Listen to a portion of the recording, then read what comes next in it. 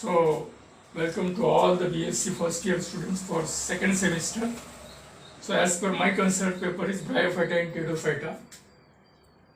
In the last two class we have seen the syllabus which is mentioned for your syllabus for this paper. Then we have also discussed general characteristics of Bryophyta and Pteridophyta. We have also discussed regarding what are the chapters that have been mentioned for your syllabus. So all these things we have discussed. In this paper, we have started discussing on first bit of this paper, that is Bryophyta.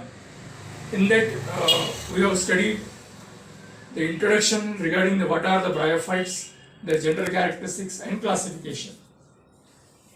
Up to classification we have covered, that is as we know the division Bryophyta is divided into three distinct classes, that is Hepaticopsida, Anthoceropsida and Bryopsida.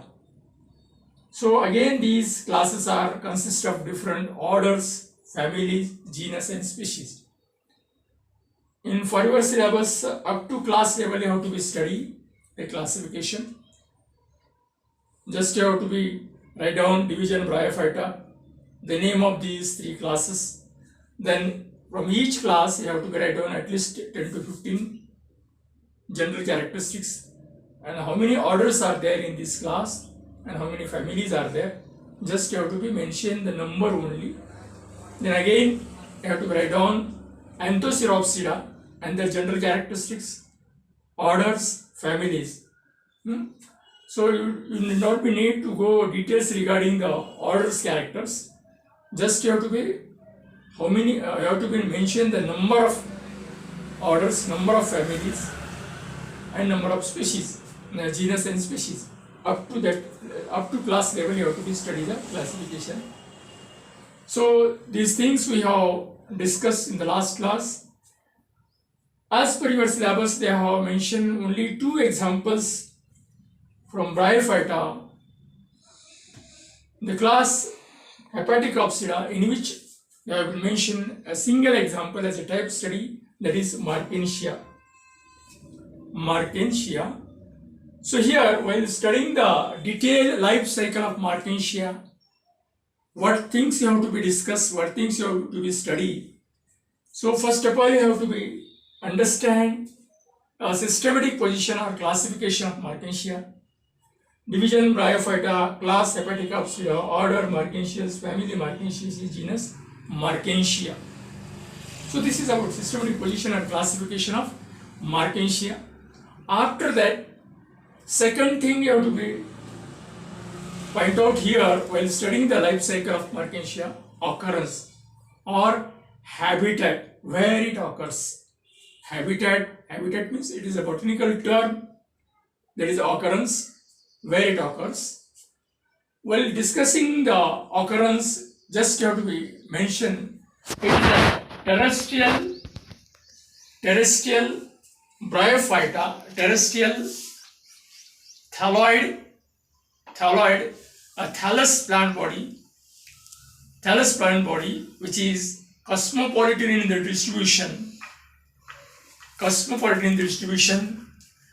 Throughout the world, there are about 65 species have been recognized. 65 species of Marchantia have been recognized. And in India, near about 11 species have been discovered. And all these species in India, most of the species of Marchantia are growing in Himalayan areas, eastern and western Himalayas. And in Maharashtra also, there are some places where the Marchantia is growing. Generally, it prefers to grow as shady, wet rock area, shady places. It is observed that a burn forest, there will be a luxurious growth of Marchantia, burn forest. There is a luxurious growth of Marchantia because due to the presence of nitrogen, it grows very luxuriously. So after discussing, just you have to be mention certain points regarding the where it occurs. Cosmopolitan means everywhere in the world, everywhere it is found. Therefore, it is known as cosmopolitan in their distribution. Cosmopolitan in their distribution. After that occurrence, just you have to be explain the external and internal characteristics of Mertensia thallus. External and internal characteristics of Mertensia.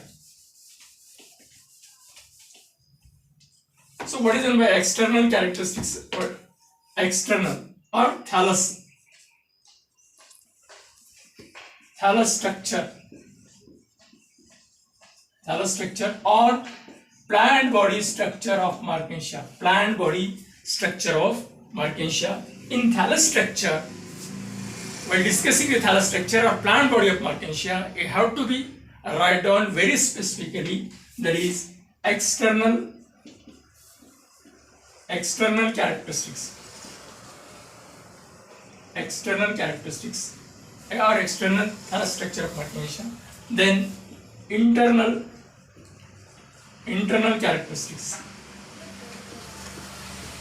or internal structure of Mertensia thallus. So today we are going to be dealing about these two things, external characteristics and internal characteristics. So while referring the reference book of Mertensia, go through to the figures of both external and internal. What type of plant body is there? So it is a flat or a lever shape, a flat, small leaf-like structure, very small leaf-like structure, thin in nature. So what are the external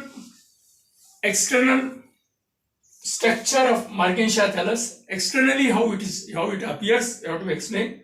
Then internally, while explaining the internal structure, you have to go through to the vertical longitudinal section or transverse section of Mertensia thallus. Mertensia thallus, you have to take the transverse section or vertical section of Mertensia thallus. Internally, what type of tissues are made up of the Mertensia thallus? So that is the internal structures. So when studying the external characteristics,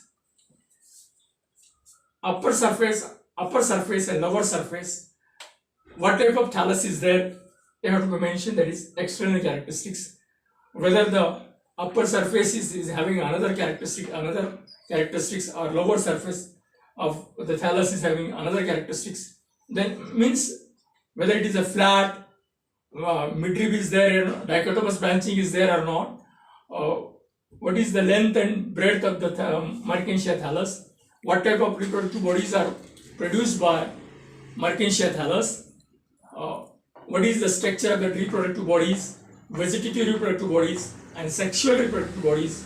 So what type of reproductive bodies produced by Mertensia thallus, you have to be explained very briefly while explaining the external characteristics of Mertensia. What type of rhizoids or scales or rhizoids are there? What is the function of scales and rhizoids? Whether they are present on lower surface or upper surface, dorsal surface and ventral surface. So you have to be mentioning external characteristics. So in case of internal characteristics, while explaining the internal characteristics of Mertensia thallus, so you have to take the transverse section and explain briefly upper epidermis, lower epidermis, photosynthetic zone, storage zone. So photosynthetic filaments, air chambers, air cavities, stomata, and then rhosettes. So you have to explain details regarding external characteristics and internal characteristics of Mertensia. After that, after explaining the external thallus structure of Mertensia, internal thallus structure of Mertensia, you have to go through to the multiplication or reproduction in case of Mertensia. In case of Mertensia, reproduction takes place by both vegetative and sexual method. Vegetative and sexual method. So vegetative reproductive bodies produced by Mertensia are nothing but gymmae, which are produced in a gymma cup, and other external parts of the Mertensia thallus is also responsible for vegetative reproduction. And while explaining the sexual method of reproduction, whether it is a oogamous, so just have to be mentioned the structure of Anthidiophore, Archegoniophore, Anthidium, Archegonium, formation of egg, formation of anthrozoids, male gametes and female gametes, then fertilization, how fertilization takes place. After fertilization, whatever the zygote or oospore is formed, that oospore turns into a sporophytic body which is dependent on the Mertensia thallus, that is the sporophyte of Mertensia.